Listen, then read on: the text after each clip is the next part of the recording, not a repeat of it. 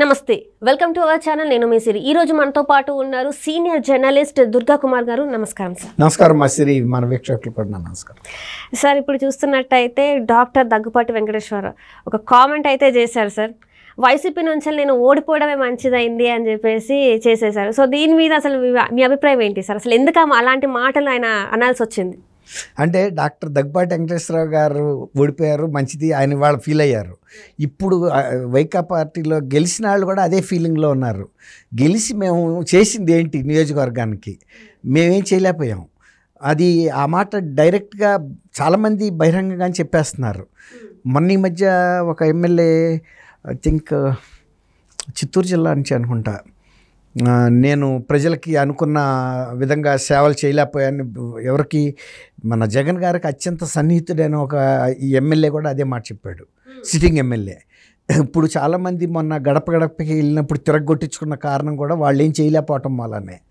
ఇది కిందసారి అసలు యాక్చువల్గా దగ్గుపాటి వెంకటేశ్వరరావు గారు వైకా పార్టీకి ఎల్లగూడని వ్యక్తి నిజానికి ఆయన ఎవరో కాదు చంద్రబాబు నాయుడు గారికి తోడళ్ళు పురంధరేశ్వర్ గారికి భర్త తర్వాత ఇంకోటి ఏంటంటే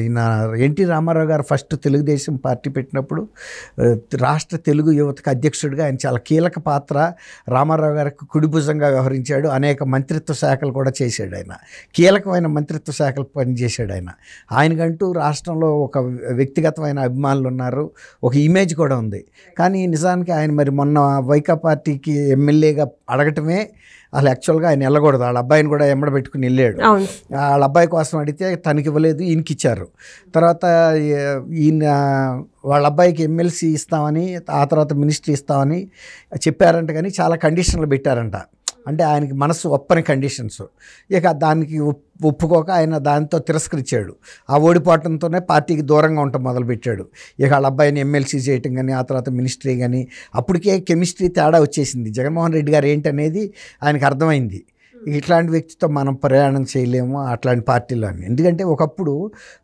తెలుగుదేశం పార్టీలో నంబర్ 1 పొజిషన్లో ఉన్న వ్యక్తిన రామారావు గారి తర్వాత అంత అప్పుడు మామూలుగా లేదు తెలుగుదేశం ప్రతిష్ట 83 సమయంలో చాలా అన్నమాట అసలు యునానిమస్గా గెలిచినంత ఊపులో గెలిచింది అప్పుడు తెలుగుదేశంకి అంటే ఉమ్మడి ఆంధ్రప్రదేశ్లో అభిమానులు కూడా అంత ఎక్కువ సంఖ్యలో ఉండేవాళ్ళు అసలు ఆయనకి క్షణం తీరిక ఉండదు ఆ టైంలో అంటే రామారావు గారికి సంబంధించిన విషయాలు చూడటం పార్టీ విషయాలు అంత బిజీ పర్సన్ ఆయన అట్లాంటి వ్యక్తి ఖాళీగా ఉన్నా పర్వాలేదు కానీ అనవసరంగా వెళ్ళి భంగపడినట్టు అయింది ఇప్పుడు ఆయనకి అర్థమైంది ఆ పార్టీ ఎమ్మెల్యేగా ఉంటే ఆయన కనుక పర్చూరు నుంచి కంటెస్ట్ చేశారు ఆయన చేసి ఉంటే కనుక వాళ్ళు ఏమి డెవలప్మెంట్ చేయకపోతే ఆయనకేమో జనంతో అందరితో మంచి పేరు ఉంది అనుబంధం ఉంది మాట్లాడతాడు ఇప్పుడు ప్రతిసాట నిగ్గదీసేవాళ్ళు కదా నువ్వు ఎందుకు వేయలేదు ఈ రోడ్డు ఎందుకు వేయలేదు ఆ రోడ్డు ఎందుకు వేయలేదని ఇవాళ ఆయన ఏమంటున్నాడు నేను ఫ్రీగా ఇంత రాజ్యాలాగా తిరగలుగుతున్నానంటే నేను ఎమ్మెల్యేగా లేకపోవటం నా అదృష్టం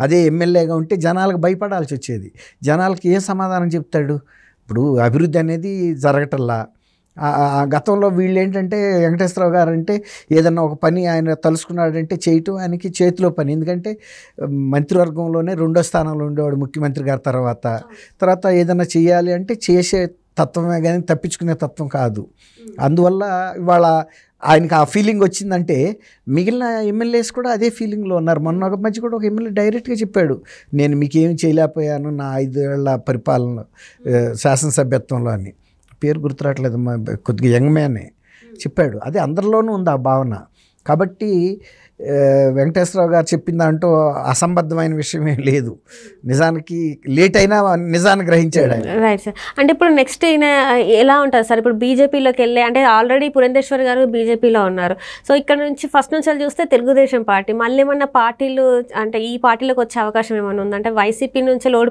ఓడిపోయారు కదా మళ్ళీ ఏమన్నా ఈ పార్టీలోకి వచ్చే అవకాశాలు ఏమైనా ఉన్నాయి తెలుగుదేశంలోకి ఆయన రాదలుచుకుంటే నిజానికి హోమ్ కమింగ్ లాంటిదే ఎందుకంటే తెలుగుదేశంలో ఎవరు కూడా వెంకటేశ్వరరావు గారిని వ్యతిరేకించే వాళ్ళు ఉండరు ఆయన ఎప్పుడు వివాదాస్పదమైన వ్యక్తి కూడా కాదు కాబట్టి మీరు అన్నట్టు నెక్స్ట్ ఎలక్షన్ నాటికి ఆయన తెలుగుదేశం పార్టీలో చేరినా తెలుగుదేశం పార్టీ తరఫున కంటెస్ట్ చేసినా కూడా ఆశ్చర్యం లేదు.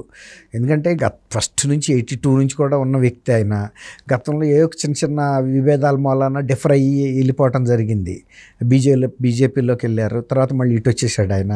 కానీ ఆమె మాత్రం పురంధేశ్వరి గారు కంటిన్యూ అవుతున్నారు. బీజేపీలోనే ఉన్నారు. వాళ్ళిద్దరూ ఎవరి పార్టీలో వాళ్ళు ఉన్నా ఎవరి వ్యక్తిత్వం వాళ్ళదే. భార్యాభర్తలు అయినప్పటికీ కూడా ఒకే పార్టీలో ఉండాలన్న ఇదేం లేదు. అది చూద్దాం. మీరు అన్నట్టు ఆ ఛాన్స్ అయితే లేకపోలేదు. ఎందుకంటే వైఎస్ఆర్సీపీకి ఆయన డెఫినెట్గా వెళ్ళడు. ఇప్పటికే చేసిన తప్పని అయితే ఆయనే చెప్తారు.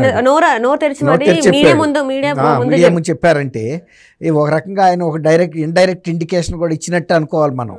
నేను మళ్ళీ టీడీపీ లాంటి యాక్టివ్ పార్టీలోకి వస్తాను అని, ఏదైతే డెవలప్మెంట్ యాక్టివిటీ చేయగలుగుతుందో అది. సో ఈ రకంగానే ఇంకొంతమంది కూడా వచ్చే అవకాశం ఉంది. ఎందుకంటే ఇట్లాంటి ఒక మనిషి, అంటే ఇంత పెద్ద మనిషి మాట్లాడారు కాబట్టి చాలా మంది కూడా ఎవరైతే అనుకుంటున్నారో బయటికి రావాలనుకుంటున్నారో సో వాళ్ళు కూడా వచ్చే అవకాశం ఉంది. అంటే ఇప్పుడు ఈయనది వేరమ్మా, ఈయన క్యాడర్ వేరు.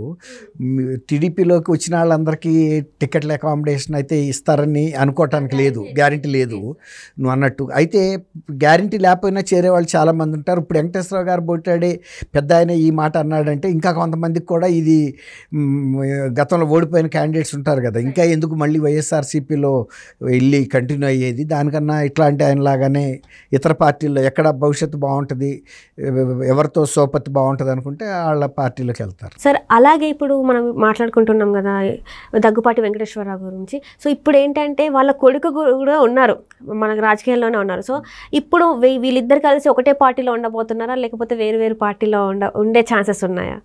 అంటే యాక్చువల్గా దగ్గుపాటి వెంకటేశ్వరరావు ఒక టైంలో కిందసారే 2019కే ఆయన రాజకీయాల నుంచి అసలు విరమించుకుందాం అనుకున్నారమ్మా.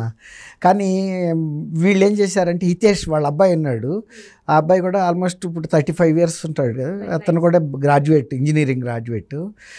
తనకే అడిగాడు అసలు, అప్పటికే ఈయనకి రాజకీయాల పట్ల విరక్తి కలిగింది.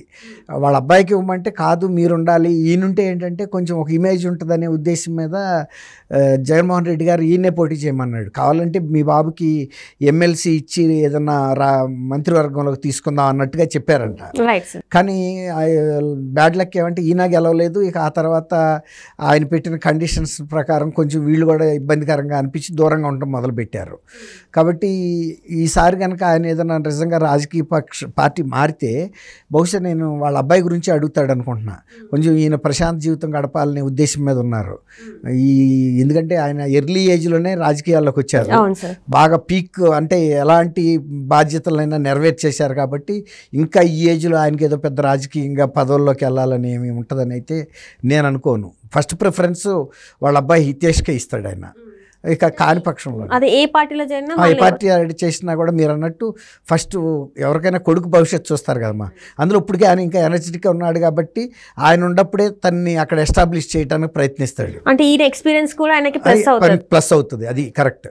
తర్వాత ఆయన పరిచయాలు కూడా ఉంటాయి కాబట్టి వాళ్ళందరినీ ఈ బాబుకి పరిచయం చేసి రాజకీయాల్లో ఒక లైన్లో పెట్టాలని ఆలోచిస్తారు.